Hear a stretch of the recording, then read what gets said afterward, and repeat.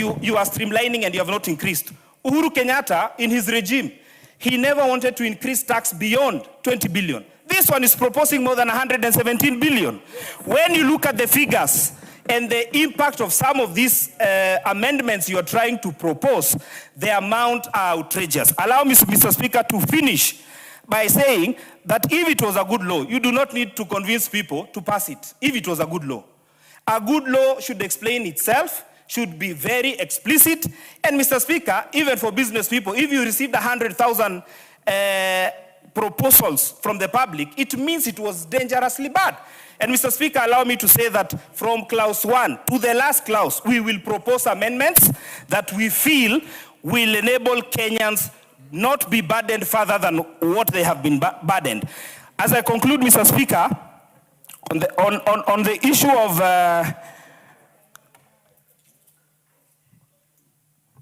Mr. Speaker, on the issue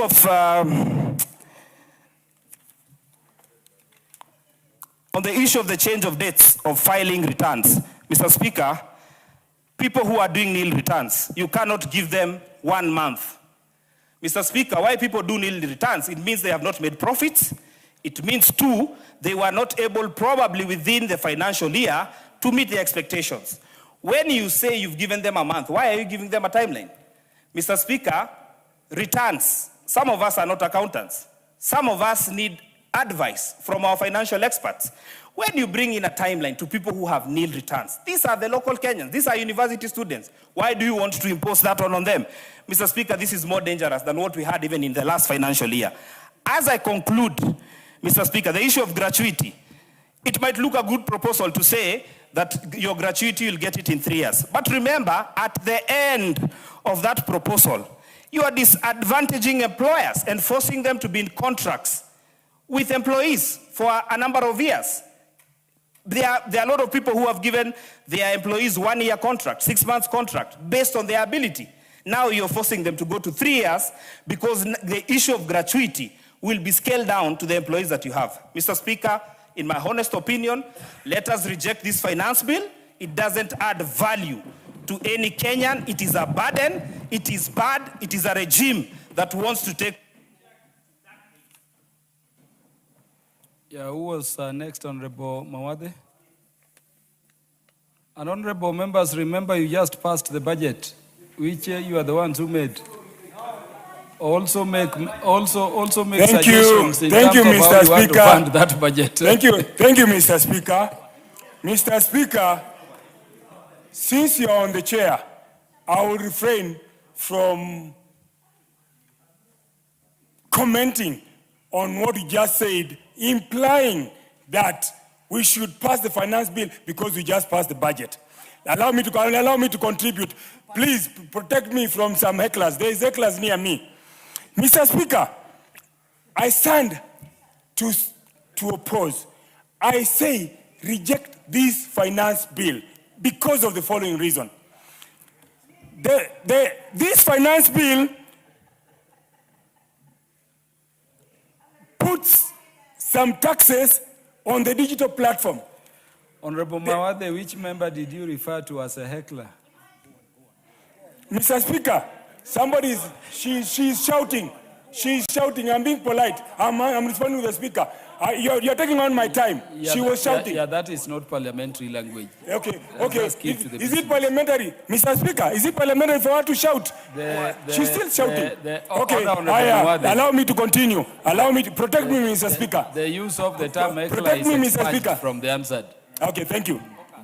Thank you.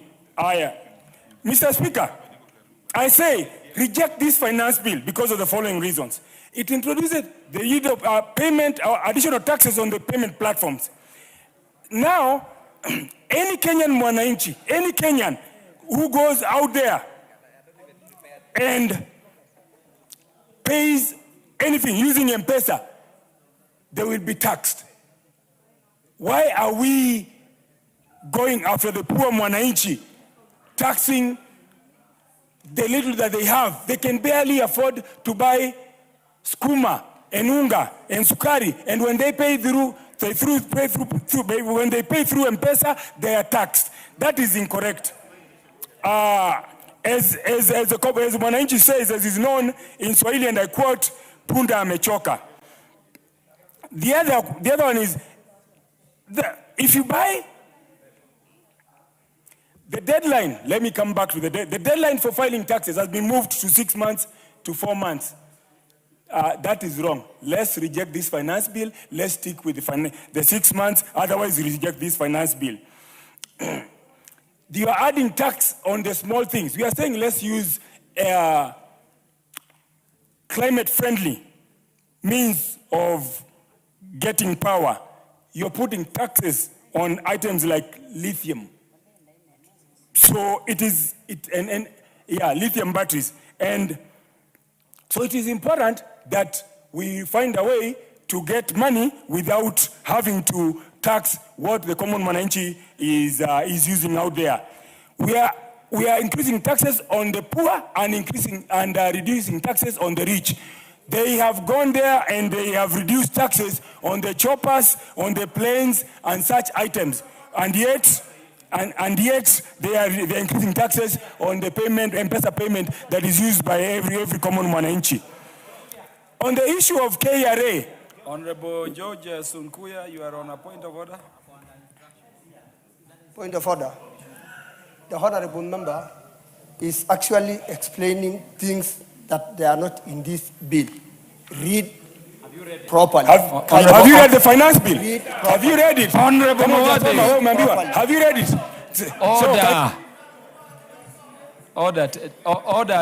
Take your seat. Take your seat, Honorable Mawade. Honorable Mawade, don't worry about time. Take your seat. Take your seat. Honorable George Sunkuya, what was your point of order? Thank you, Honorable Speaker. Actually, what is reading, it is something that is not in that particular, it is not in that bill. Surely. Don't just stand and make a lot of noise because you want to show that you are opposing the bill. Honorable Mawade, your point is made. Your point is made. Honorable Mawade, what clause of the bill are you referring to? Thank you, Mr. Speaker. Just specify the clause and you continue. I don't have the friend. I can give you the clause later on. But Mr. Speaker, as you are doing the mediation between the people, let's also be neutral. Because I would want to ask my friend Mheshimiwa Sunkuya, just return the notes to the owner of the notes and I proceed. So, because those are your notes. Can you read them? Can you read them? On the issue of KRA, Majority Leader is on the issue of KRA, Mr. Speaker, he's interrupting there are a number everybody. of things that I've had being referred to. Honorable Mawade, at the inception of his speech, he said because you are at the Speaker's seat, he does not want to refer to what you had said about passing the finance bill, the budget and the finance bill now. Yet you contributed as a member for Homa Bay. And when you sit as Speaker, you sit as a Speaker. And he continues to impute improper motive on the Speaker because now he has just again impugned the same on what the Honorable member for Kajiado West was speaking to. And the issue, Honorable Speaker, that the Honorable Mawade was raising was on the lithium-ion batteries, electric motorcycles, electric buses, and the Speaker... What is the point of order, Mr. Speaker? Not the Speaker. What is the Speaker? When I'm on a point of order, the member cannot be up on his Honorable speech. Mawade, take your seat. Don't worry about time. The chair of the committee, in his report, indicated that the lithium batteries, the electric buses, the motorcycles have since been proposed to be removed from that list because with the current high fuel prices, we must make sure that electric mobility is easily available to Kenyans, Honorable Speaker. And therefore, the member is misleading the country, and that is the point that the Honorable Ngogoyo was raising. He is misleading the country because, Honorable Speaker, if you can protect me from the shouting by the Honorable Ngogoyo. Honorable members, as I told you, there is no more important thing to debate than the finance bill. Yes. For members. And that is why I'm saying let us hear one another. If you raise point of order, I'll freeze their time. And, Yeah. The point being made, Honorable Mawade, I asked you to show what clause. I also know it is under the VAT. And he imputed improper motive on you, telling you to be fair, Honorable Speaker. And that was what I was saying. Honorable Speaker, if you can protect me from the member for Kajiado North, the Honorable Ngogoyo. I know shouting might be his profession, but as you have said, Honorable Speaker, this finance bill, we cannot debate it by shouting. Honorable Speaker, when Honorable Ngogoyo was on his feet, I never rose because he had nothing of substance to say that anyone could react to. I am raising a point of order that Honorable Mawade has spoken to because he's saying substantive things. The member for Kajiado North was just playing to the gallery and had nothing substantive that anyone can react to. Honorable Tongoyo. I can never react to. Order, Honorable, the majority leader. Honorable Tongoyo. Honorable Tongoyo. Is Gongoyo, the MP for Kajiado North. Allow the Speaker to preside over the House. Allow the Speaker to preside over the House. Don't shout at a member contributing across the aisles. You see, you are now talking at the Speaker. That is also against the standing order. Yes, so don't do it again. Yeah, proceed. Honorable Mawade. Honorable Mawade will continue. Thank you, Mr. Speaker. Mr. Speaker. The Honorable Ndindi Nyoro. Mr. Speaker. Honorable Speaker. This is becoming a drama. You know, so many point of orders, Mr. Speaker. Honorable Speaker. What is out of order? Honorable Speaker, is it proper that we continue to limit the debate to a point of actually gagging the members? We have two documents before us, Honorable Speaker. There is the bill that is before us, but there is the report of the committee. I would request that we do not limit members on how they discuss, Honorable Speaker. One may be quoting the report and not the bill. Honorable Speaker, bulldozing members, you have to show us the clause. Let us open the debate, Honorable Speaker. There are much more things than in the bill. There are also some things in the report that are not necessarily in the bill, Honorable Speaker. Let us make the debate robust. Let us give our views, Honorable Speaker, for the betterment of the welfare of Kenyans. Yeah, Honorable Ndindi Nyoro was waiting to hear what was out of order. Thank you. In fact, there is nothing out of order. Thank you, Mr. Speaker. Honorable Mawade, you conclude now. Thank you, Mr. Speaker. Mr. Speaker, we are not discussing the report of the committee. We are discussing the finance bill as it was tabled in the House. So, and nobody has a right to bully, no matter what position they hold in this House. Nobody has the right to bully or bulldoze. Honorable Mawade, are you still contributing on the bill? I am. Yes, I am. Yes, I am.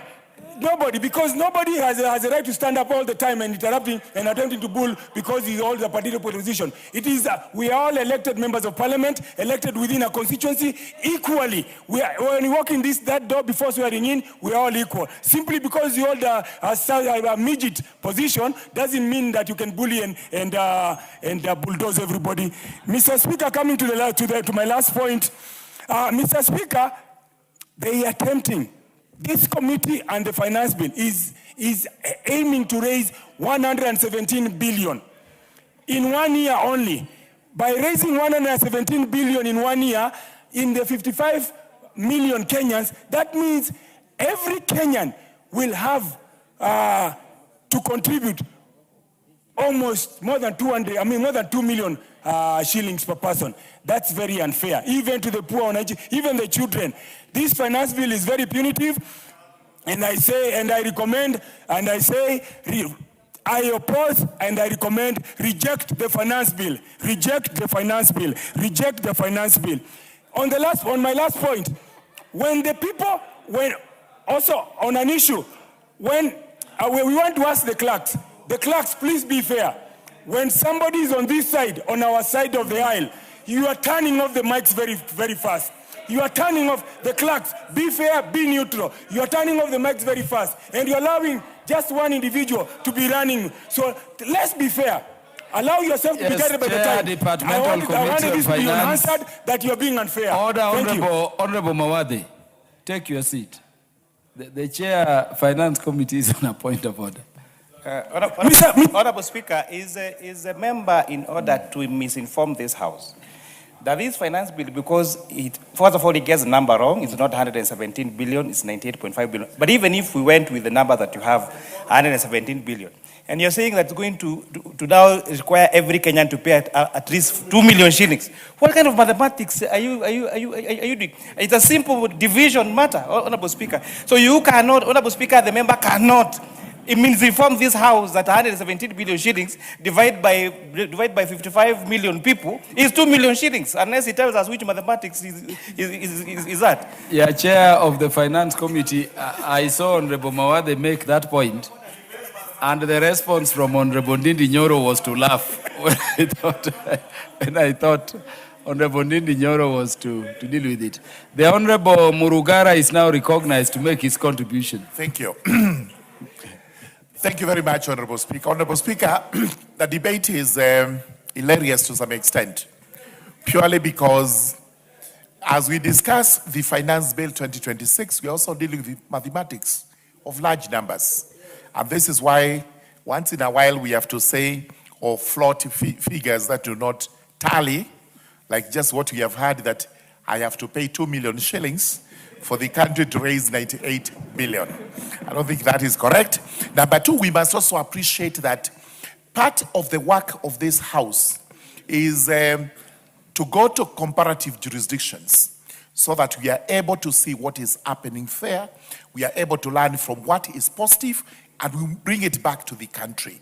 So it is absolutely in order to draw analogies and comparatives so that as we debate, we also enlighten our people on exactly what is happening out there and the reasons why we are proposing what we are proposing and the reasons you are opposing what you are opposing.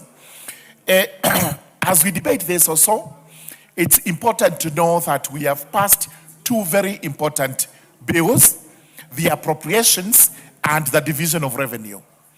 And just the other day, as the estimates were being presented to us, we were all over foot thumping because some of the proposals that were being made were actually in tandem with what Kenyans want.